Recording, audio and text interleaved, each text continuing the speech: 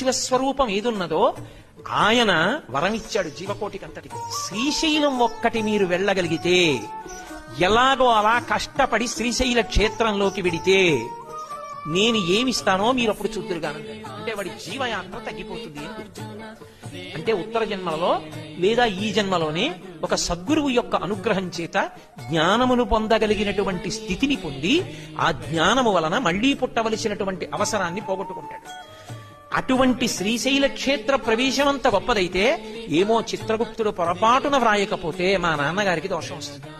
శివుడు అలా అన్నాడని నేను కష్టపడి వెళ్ళాను, చిత్రగుప్తుడు రాయలేరు, సర్వజ్ఞుడైన శివుడు అనలేదు, వాడు వచ్చాడు రా అనలేదు ఆయన, మళ్ళీ పోయాను కోట్ల జన్మలో అని ఏ ఒక్కడు నింద చేసినా మా నాన్నగారి గౌరవానికి భంగం వస్తుందని ఆయన వచ్చి కూర్చున్నాడు.